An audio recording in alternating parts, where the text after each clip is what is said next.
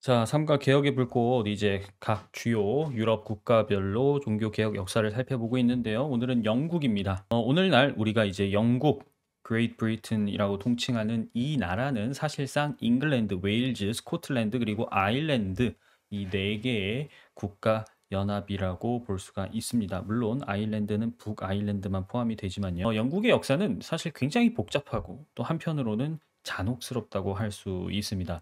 이 종교 개혁의 역사도 굉장히 정치적으로 좀 복잡한 그런 맥락을 갖고 있어요.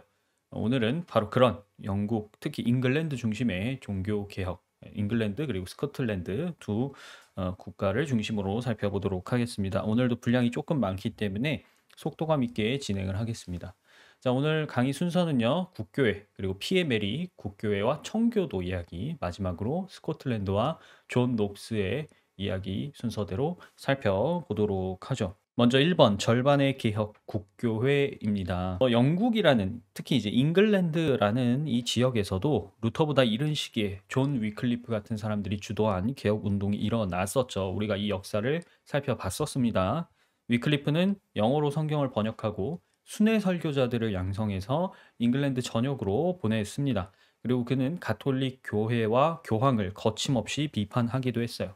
그의 이런 개혁 정신을 이었던 후손들이 누구였다? 롤라드였다. 이 사실도 말씀드렸습니다. 자, 그러나 정작 이 유럽 본토에서 신성 로마 제국 독일에서 종교 개혁이 일어나고 있을 때 잉글랜드는 사실 좀 조용했어요. 루터의 책이 번역되어서 잉글랜드에 전해졌지만 잉글랜드의 지배층들은 개혁 신학을 아직 받아들일 생각은 없었습니다.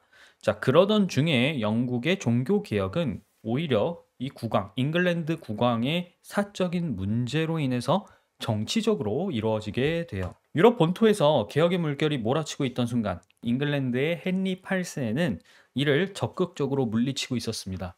그는 루터의 책을 읽지 못하게 했고요. 심지어 본인이 직접 루터를 비판하는 책도 썼어요. 그 정도로 강력한 교황파였습니다. 그래서 교황은 이 헨리 8세를 가리켜서 교회의 수호자다라는 굉장히 영광스러운 그들 입장에서는 그런 칭호를 주기도 했죠. 자, 그랬던 그가 갑자기 로마 교회를 배반합니다. 왜냐?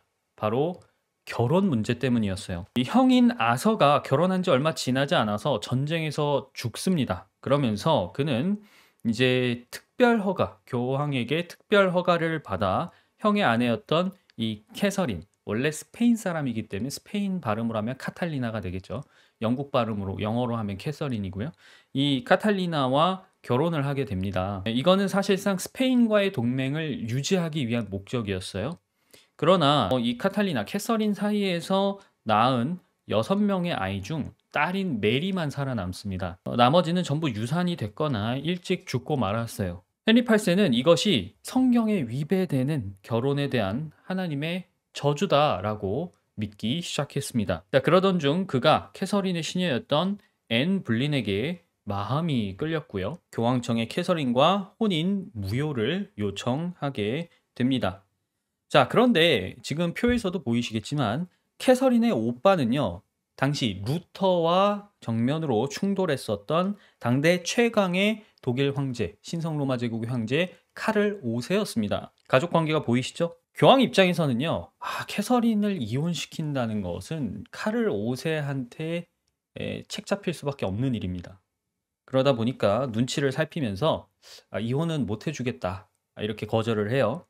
이때 헨리 8세의 사랑을 받았던 캔터베리의 대주교 토마스 크랜머라는 사람이 이제 형수와 결혼을 한 거잖아요. 이거를 원천적으로 성경에 근거해서 무효화시킬 수 있다라는 묘책을 제시해요.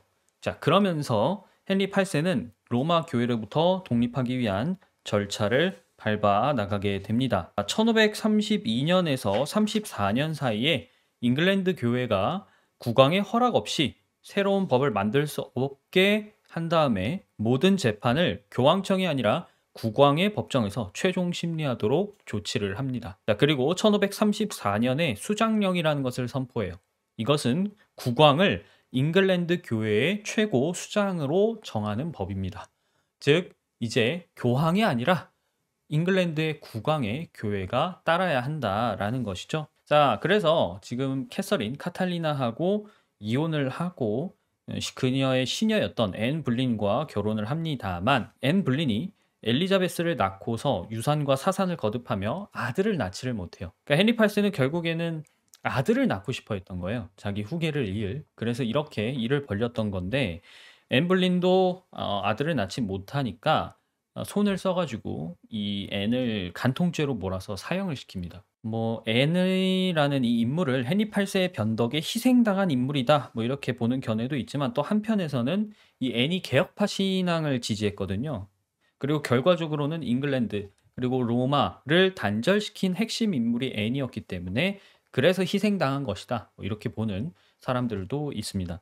자, 아무튼 헨리 8세는 앤 이후에 제인 시모어와 결혼을 해서 아들인 에드워드 6세를 낳았고요. 이후에 3명의 여자와 더 결혼을 했지만 아들은 얻지 못했습니다.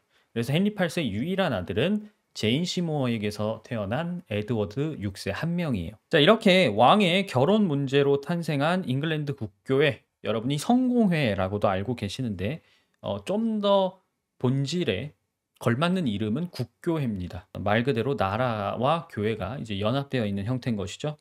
이 국교회는 신학적인 동기로 일어난 개혁의 산물은 아니었습니다. 물론 그럼에도 불구하고 로마와 결별을 했죠. 그래서 자연스럽게 종교 개혁이 일어납니다. 헨리 8세의 아까 유일한 아들이 누구였어요? 에드워드 6세였죠. 이 에드워드 6세가 9살이라는 굉장히 어린 나이에 왕위에 올랐는데 15살에 죽습니다. 그러니까 6년 동안 왕좌에 앉아 있었던 건데 이 6년 동안 헨리 8세가 세웠던 섭정이 통치를 하게 돼요. 이 섭정이 누구냐? 아까 이혼을 도와줬던 크랜머, 뭐 그다음에 시무어 이런 사람들이 섭정을 했었는데 이 사람들이 다 종교인들이었죠. 그래서 종교 개혁이 이 시기에 진행이 됩니다. 예를 들면 성직자 독신제 폐지, 화채설 부정, 세례와 성찬만 성례로 인정, 공동기도서라는 것을 제정하고 성상이나 성화, 스테인드 글라스를 제거하고 제단을 철거하는 그런 보편적인 종교 개혁의 모습들이 일어나요. 자, 여기서 공동기도서라는 건 이따가도 설명을 드리겠지만 라틴어 미사를 영어로 대체하고요. 이후에는 칼뱅주의적인 요소를 강화해서 미사의 흔적을 완전히 지우게 됩니다. 자, 그런데 이 국교의 개혁은 곧 끔찍한 정치적 비극에 당면하고 맙니다. 왜냐? 에드워드 6세가 너무 빨리 죽었기 때문이에요. 자, 두 번째 피에 메리 파트를 보도록 하겠습니다. 에드워드 6세가 어린 나이에 사망하니까요. 그 다음 왕위 계승 서열 1위였던 헨리 8세의 첫 딸 메리가 왕위에 오릅니다. 자, 메리의 가계도를 살펴보면 삼촌이 카를 5세인 거예요. 삼촌이 신성로마 제국의 황제였던 것이고 어머니였던 캐서린 카탈리나도 스페인 출신, 그러니까 독실한 가톨릭 신자였기 때문에 메리도 개신교를 핍박하고 잉글랜드 교회를 다시금 가톨릭으로 회귀시키려고 노력했습니다. 그런데 이제 메리가 가톨릭으로 나라를 다시 되돌리려고 했던 가장 큰 이유는 사실상 자기 어머니의 명예와 권위를 회복하고 싶었던 탓이 크다라고 해석을 많이 해요. 왜냐면 아들을 낳지 못했다. 그 이유 때문에 아버지에게 어머니가 버림을 받고 온갖 수모를 겪었다. 이렇게 메리 입장에서는 느꼈기 때문이죠. 그러니까 그거에 대한 보상을 요구했던 것입니다. 자, 그렇게 메리는 아버지의 이혼을 반대했다가 쫓겨나서 로마로 간 다음 추기경이 된 레지널드 폴이라는 사람을 영국으로 데려옵니다. 그리고 그를 캔터베리 대주교로 임명해요. 영국에서는 이 캔터베리의 대주교가 대주교 중에 제일 영향력이 있는 사람이라고 생각하시면 됩니다. 메리는 수장령을 폐지한 후에 교황청과의 관계를 복원합니다. 그리고 에드워드 6세 때 제정되었던 공동기도서 등 프로테스탄트 법령을 모두 폐지하고 미사와 가톨릭 의식을 다시 되살렸어요. 자, 무엇보다 역사는 이 메리를 피에 메리라고 부르는데 그것은 그녀가 이 과정에서 엄청난 핍박을 가했기 때문입니다. 자, 이 시기를 살았던 존 폭스는 앞선 박해의 역사와 더불어 당시 잉글랜드 박해의 역사를 자세히 기록했습니다. 그것이 이제 오늘날 순교사화라는 책으로 남아서 생생하게 증언을 하고 있는데요. 로체스터의 주교였던 이 라티머가 대표적인 희생 인물로 언급이 됩니다. 그는 화형을 당하면서 불타는 자기를 가리켜서 잉글랜드에 꺼지지 않는 촛불이라고 고백했던 그 일화가 굉장히 유명해요. 이 시기에는요, 앞서 에드워드 6세 때 국교의 개혁을 주도했던 뭐 존 로저스, 존 후퍼, 그다음 크랜머 이런 사람들이 다 투옥을 당합니다. 그 중에서 이제 이 헨리 8세부터 쭉 종교 개혁을 앞장섰던 크랜머가 마음을 바꿔서 가톨릭으로 돌아가겠다. 그렇게 고개를 숙였어요. 그러자 메리가 그러면 사람들 앞에서 너가 다시 가톨릭으로 돌아오겠다라는 공개적인 서약을 해라 이렇게 요구를 했죠. 그런데 크랜머는 이때 마음을 다잡고 사람들 앞에서 자기의 잘못은 그리스도를 부인하고 로마 교회로 돌아가려고 했던 것이다 라면서 오히려 신앙을 지키게 됩니다. 그래서 이에 분노한 메리에 의해서 그도 화형을 당하게 돼요. 이 시기에는요, 한 300명의 성직자와 평신도들이 화형을 당했다고 해요. 피해 숙청이 일어난 것인데 이 숙청으로 잉글랜드 국민들은 오히려 가톨릭 교회에 더 큰 반감을 가지게 되었습니다. 왜 그랬을까요? 메리의 탄압이 지지를 받지 못했던 이유는 일단은 의회, 잉글랜드 의회가 메리의 계획에 협조적이지 않았고요. 헨리 8세 시절에 처형됐던 가톨릭 진영의 사람들은 대부분 성직자거나 고위층이었어요. 그런데 메리 시절에 처형된 개신교 진영의 사람들은 몇몇 사람을 제외하고는 서민층들이었습니다. 그러니까 국민들 입장에서는 더 동질감이 느껴지는 거예요. 게다가 잔인하게 고문하거나 화형하는 방식의 이런 처형이 오히려 로마 제국 시절 우리가 교회사 파트 1, 2에서 살펴봤던 것처럼 초기 기독교의 신앙심을 오히려 불태우는데 효과를 냈습니다. 그래서 이 진영을 개신교 진영을 더욱더 결집시키는 효과를 불러왔어요. 자, 이렇게 가톨릭으로 회귀하려고 하면서 많은 핍박을 가했던 메리는 굉장히 쓸쓸하게 죽고 맙니다. 메리는 가톨릭 진영의 지지 그리고 후원을 위해서 당시 스페인의 필립 왕자와 결혼을 했어요. 당시 메리는 38살이었고요. 필립은 11살이나 어린 27살이었습니다. 메리는 자신의 후계를 간절히 낳고 싶어 했어요. 그러나 그녀는 자기의 나이에 폐경이 왔다는 사실을 몰랐습니다. 갑자기 체중이 늘고 컨디션이 난조를 보이니까 본인이 임신을 했다고 착각을 한 거예요. 우리가 소위 말하는 상상 임신이죠. 그러나 이것이 소동으로 판명이 되면서 이제 사람들이 끼기 시작합니다. 필립 2세와 결혼을 했으나 이 필립 왕자가 필리페죠. 페인 발음으로는. 이 필립 2세가 계속 잉글랜드에 있던 게 아니에요. 말만 결혼을 하고 서로 떨어져서 지냈는데 필립 2세가 잠깐 잉글랜드에 머무르다가 나간 적이 있습니다. 이때 메리는 또 본인이 임신을 했다고 착각을 해요. 두 번의 상상 임신 소동이 있었던 겁니다. 몸과 마음이 지친 메리가 결국에는 42살의 나이에 감기를 이기지 못하고 죽고 맙니다. 그리고 공교롭게도 같은 날 레지널드 폴 주교도 사망했어요. 자, 이렇게 가톨릭으로 돌아가려던 메리와 레지널드 폴의 죽음 이후 배다른 동생이었던 엘리자베스가 왕위에 오르게 됩니다. 자, 세 번째 국교회와 청교도 이야기를 얘기해 보도록 하겠습니다. 1558년 엘리자베스 1세가 이제 왕위에 오릅니다. 여러분들이 잘 알고 계시는 그 엘리자베스 여왕이에요. 엘리자베스 1세는 잉글랜드의 정치적 안정이 최우선 국정 과제다. 이렇게 설정을 하고요. 종교 문제의 갈등이 지금 굉장히 골깊잖아요. 이걸 해결하기 위해서 가톨릭과 개혁파 사이에 화해를 추진했습니다. 자, 그래서 이 엘리자베스는 중도 노선을 선택했어요. 그리고 오늘날 잉글랜드 국교회 체제를 확립하게 됩니다. 역사에서는 이것을 엘리자베스의 종교 합의다 뭐 이런 식으로 부르기도 해요. 핵심 골자는 뭐냐? 일단 아버지였던 헨리 8세의 수장령으로 다시 돌아가는 겁니다. 그러니까 가톨릭 교회와 결별을 하겠다는 것이죠. 이것을 2차 수장령이라고 부르게 되는데요. 메리가 아버지의 수장령을 폐기하고 다시 가톨릭으로 회귀하려고 했잖아요. 그걸 다시 또 폐기합니다. 그래서 메리가 복구했던 교황권 폐지, 국왕이 다시금 교회의 최고 수장이 되도록 돌려놓아요. 그런데 아버지의 1차 수장령하고는 좀 다릅니다. 헨리 8세는 최고 수장, Supreme Head라고 표현을 했는데 엘리자베스는 최고 통치자, Supreme Governor라고 용어를 조금 다르게 썼어요. 왜 이렇게 다르게 썼느냐?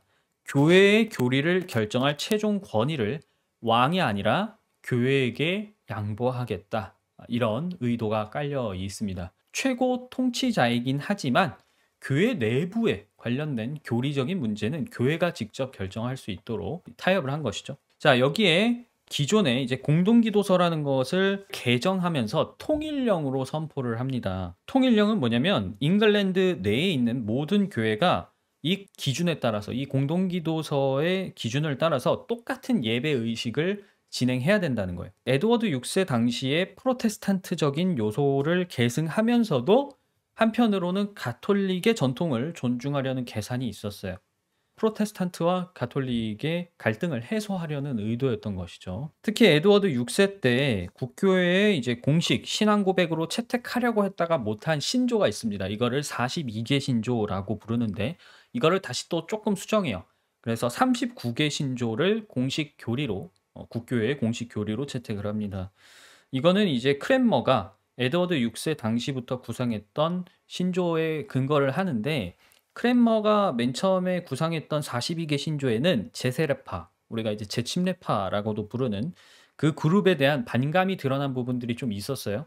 근데 요걸 조항을 삭제하고 39개 신조로 확립을 한 것입니다. 자, 국교회의 이 교리는 기본적으로는 칼뱅주의에 입각한 구원론, 그리고 성경의 권위 등을 고백합니다만 일부 가톨릭적인 요소도 계승을 해요. 예를 들면 주교제도 아니면 화려한 성직자 예복을 입을 수 있게 하는 그런 가톨릭의 전통과 형식을 일부 남겨두었습니다. 다 삭제하지는 않았어요. 자, 지금까지 여러분들 쭉 엘리자베스의 종교 합의 내용을 보시면 이게 국가를 먼저 우선으로 생각해서 내온 정책이었구나라는 것을 알 수 있었을 겁니다. 물론 엘리자베스는 기본적으로 본인은 프로테스탄트였어요. 개신교파였지만 나라를 다스리는 사람으로서의 정책의 목표는 화합이었던 거죠. 자, 그래서 엘리자베스 여왕은 가톨릭 교회를 금지하거나 탄압하지는 않았고요. 나라 안에서 각자 자기 신조에 따라서 자유롭게 신앙생활을 할 수 있게끔 하려고 노력을 했습니다. 하지만 가톨릭 교회에서 마음에 안 들어 할 것은 당연하겠죠. 1570년 당시 교황 비오 5세는 엘리자베스 여왕을 이단으로 규정하고 파문합니다. 그리고 가톨릭 세력에게 엘리자베스를 몰아내기 위해서 실질적인 행동을 해라, 이렇게 촉구를 하죠. 자, 그래서 영국 안에서도 가톨릭 세력이 반란을 일으키고요. 그 다음에 메리의 남편이었던 펠리페 2세도 무적 함대를 이끌고 영국을 공격합니다. 자, 이 당시 스페인 무적 함대 우리 한 번은 다 들어봤죠. 이 당시 스페인은 가장 강력한 국가 중 하나였습니다. 그 국가의 중심 바로 이 무적 함대가 있었어요. 말 그대로 무적, 적수가 없다라는 대항해군의 이 힘을 갖고 있었던 스페인이거든요. 근데 이때 참패를 하고 맙니다. 무려 130척이라는 어마어마한 숫자를 끌고 온 스페인 무적 함대가 큰 폭풍우를 만나요. 그러면서 싸워보지도 못하고 제대로 거의 전멸하기에 이릅니다. 이 잉글랜드 사람들은 이 일을 프로테스탄트의 바람이다 라고 부르면서 이제는 가톨릭과 거의 완전히 결별을 하게 되죠. 그리고 내부 반란 문제로는 스코틀랜드의 왕위 계승자였던 스튜어트 메리가 처형을 당합니다. 뭐 메리의 이야기, 메리가 여러 명 나오는데 스코틀랜드의 스튜어트 메리는 또 다른 이야기에서 나오니까요. 잠깐 기억해 두시면 될 것 같고요.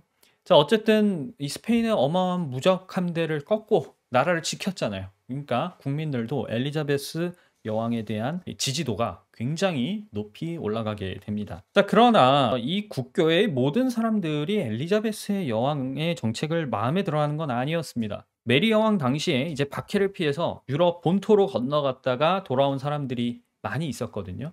이제 유럽 본토에 갔을 때 칼뱅주의 신학에 깊은 영향을 받았습니다. 그래서 거기서 보고 영국으로 와 보니까 국교의 모습은 이거는 제대로 개혁된 게 아니야 라는 생각이 드는 거예요. 그 사람들 입장에서는. 이건 절반짜리야. 이런 생각이 드는 것이죠. 그러니까 교리는 개신교적인데 조직, 의식 이런 걸 보니까 가톨릭의 잔재가 너무 많다는 겁니다. 근데 애초에 그것이 엘리자베스 여왕의 의도였어요. 자, 그래서 이 내부에서 성직자의 예복이나 주교 제도나 성호를 긋는 이런 성경에 명시되지 않는 모든 의식, 제도를 폐지하자. 우리 순수하게 개혁하자라고 주장하는 사람들이 나오게 됩니다. 이들을 우리가 청교도라고 불러요. 왜냐? purify, 순수하게 깨끗하게 만들다라는 영어 표현이거든요. 이런 순수한 개혁을 추구했다는 의미로서 퓨리탄, 청교도라는 이름을 붙여준 거예요. 그러니까 청교도들은 기본적으로 엘리자베스의 통일령, 그러니까 공동기도서에 따라 잉글랜드에 있는 모든 교회는 통일된 예식을 따라라. 이것을 당연히 반대하겠죠. 성직자가 예복을 착용하거나 주교제를 유지하는 것도 당연히 반대했을 거고요. 자, 반대로 여왕의 입장에서는 국교회의 제도가 뒷받침하고 있는 이 왕권을 약화시키겠다라는 의도였기 때문에 당연히 충돌을 할 수밖에 없었습니다. 엘리자베스도 청교도의 신학적인 입장은 일부 수용을 해줬지만 이제 칼뱅주의 영향을 받았으니까 뭐 장로회를 도입해달라, 그 다음에 통일령을 폐지해달라, 이런 요구는 단호히 거부를 했습니다. 자, 그래서 이 청교도 내부에서 급진적인 분리주의자들이 나타나요. 아, 그럼 우린 영국에서 못 살겠다. 잉글랜드에서 못 살겠다. 그래서 이들이 메이플라워 호를 타고 아메리카 대륙으로 넘어가게 됩니다. 이것이 오늘날 미국의 건국의 아버지들이라고 불리는 사람들이 된 거예요. 자, 이즈음에서 간단히 교회의 정치 제도를 기준과 분파로 나누어서 좀 설명을 드리겠습니다. 이 부분은 여러분도 잘 알고 계시기를 바라겠는데요. 하나씩 나눠서 좀 보자면요. 물론 이건 사람마다 구분하는 기준이 조금씩 다를 수 있습니다. 우리가 전체적으로 봤을 때 이렇게 저는 좀 구분을 해서 말씀드리려고 해요. 주교제, 감독제 거의 똑같습니다. 그런데 조금 다르기 때문에 구분을 했고요. 그다음 장로제가 있고 자치제가 있습니다. 크게 3개 혹은 4개 정도로 구분을 할 수가 있는데 요거는 여러분들이 정치 제도, 교회를 어떻게 다스릴 것인가 하는 내부 정치 형태에 따라 구분한 거라는 걸 일단 알아두셔야 돼요. 주교제는 대표적으로 교황파가 있습니다. 로마 가톨릭 교회나 그리스 정교회가 여기에 속하는데 그리스 정교회는 특이하게 교황이 없죠. 여기서 교황이 없습니다만 그럼에도 불구하고 이제 주교제를 유지하고 있다. 이렇게 말씀드릴 수 있겠고요. 그다음 감독제인데 감독제는 주교제하고는 조금 비슷하지만 다른 부분이 헤드가 누구냐는 거예요. 머리가. 그래서 국교파가 이제 기본적으로 감독제로 좀 구분을 할 수 있을 것 같습니다. 대표적으로 우리가 지금 살펴본 잉글랜드 국교회가 있을 것이고요. 그 다음에 감리교회나 성결교회도 이 국교회에서 어쨌든 영국에서 다 나온 파들이기 때문에 이런 감독제 스타일을 따르고 있습니다. 그러니까 감독제라는 건 비숍이 있다는 거예요. 우리가 주교를 비숍이라고 영어로 하잖아요. 비숍이 있습니다. 대구교가 있고 그 구교를 감독하는 대주교가 있는 형태를 감독제라고 말씀을 드릴 수 있을 것 같아요.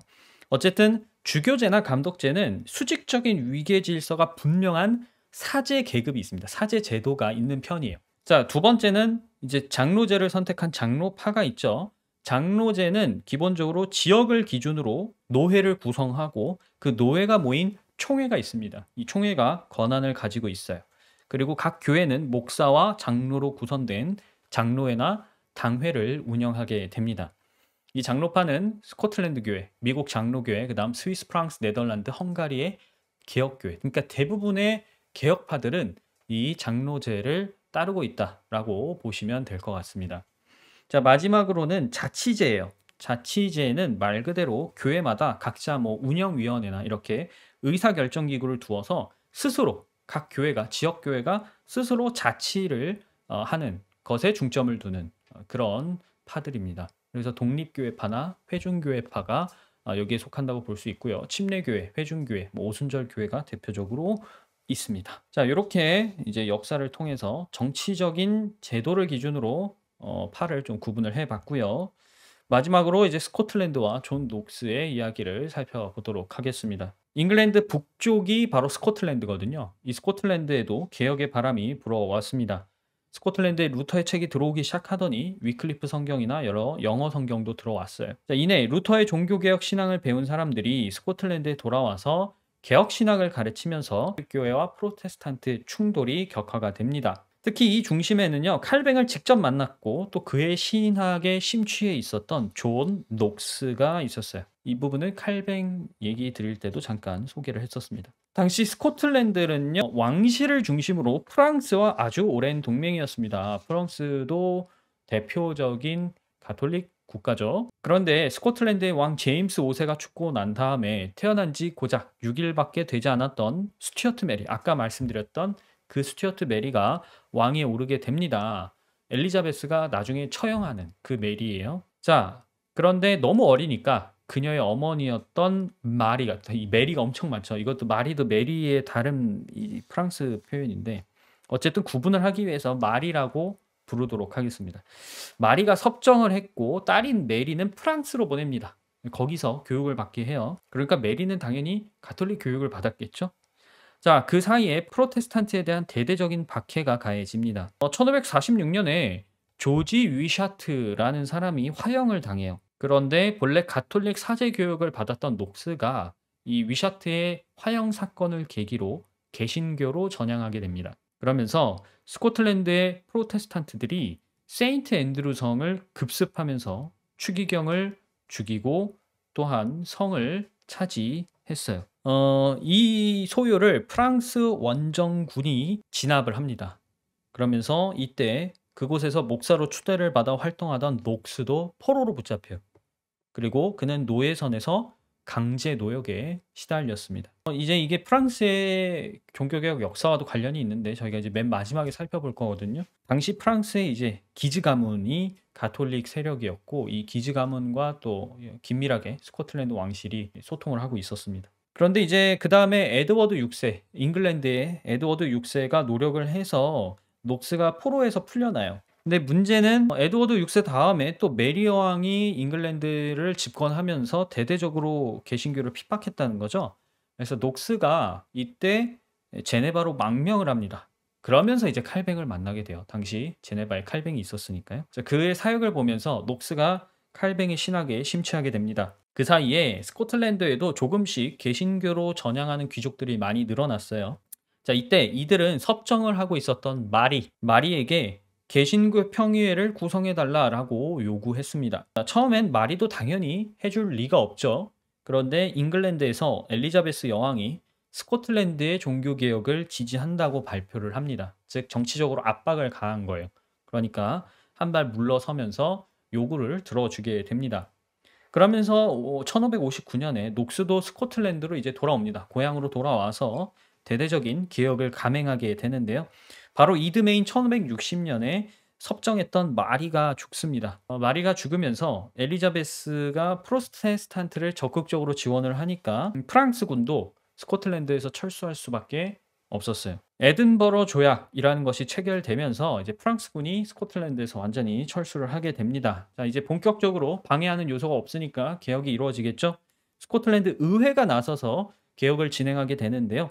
교황권 폐지, 미사 집전 금지, 그다음에 녹스가 주도적으로 작성했던 스코틀랜드 신앙 고백서라는 것을 이제 공식적인 교리로 채택을 하게 됩니다. 자, 특히 는요, 이 의회가 나섰기 때문에 법적으로 교황이나 국왕이 아닌 선출된 목사와 장로로 구성된 당회, 노회, 총회가 교회를 다스리도록 확정을 했습니다. 자, 그래서 녹스를 장로교회의 창시자라고 부르기도 해요. 시작은 그러니까 그 원론적인 형태는 프로토타입은 칼뱅이 제안을 했는데 이것을 실질적으로 정착시키고 확립시키고 확장시킨 것은 녹스다. 그래서 스코틀랜드라는 나라가 이제 장로교의 어떻게 보면 제일 원조 혹은 제일 오래된 국가다. 이렇게 평가를 받는 거예요. 자, 스코틀랜드는 마리가 죽고 이제 정식 왕위 계승자인 딸이 있죠. 아까 스튜어트 메리, 프랑스로 보냈던 그 스튜어트 메리가 이제 다시 돌아와서 왕위에 오르게 됩니다. 그런데 이 메리는 당연히 다시 스코틀랜드를 가톨릭으로 되돌리려고 했죠. 자, 이 움직임에 존 녹스와 당연히 충돌을 하게 되고요. 남편 살해 연루 의혹 등 여러 스캔들이 겹치면서 국민들의 지지를 잃습니다. 그래서 1567년에 잉글랜드로 도주를 해요. 그러다가 엘리자베스 여왕과 교황청의 대립 간에 가톨릭 측 세력 반란에 이용당합니다. 엘리자베스 당시 이제 가톨릭 측에서는 모든 수단을 동원해서 이 잉글랜드를 다시 가톨릭으로 바꾸려고 그랬어요. 그래서 외부적으로는 스페인도 끌어들인 거고요. 내부적으로는 이렇게 메리 스튜어트도 활용을 한 겁니다. 이 엘리자베스 여왕도 처음부터 사형을 시키려고 했던 건 아니에요. 그냥 유배를 시키고 유폐를 시켰었는데 이런 반란 사건이 일어나면서 정치적으로 그녀를 처형하게 됩니다. 이후 개신교 신앙을 교육받았던 제임스 6세가 스코틀랜드 왕위에 오르는데요. 그가 엘리자베스 사후에 이제 헨리 8세 이후에 그 후손이 마지막으로 엘리자베스로 끝나요. 대가 끊깁니다. 그러면서 잉글랜드의 왕위를 이 제임스 6세가 계승을 하게 되고 제임스 6세가 이제 스튜어트 왕조를 엽니다. 영국에. 그러면서 제임스 1세로 명명이 돼요.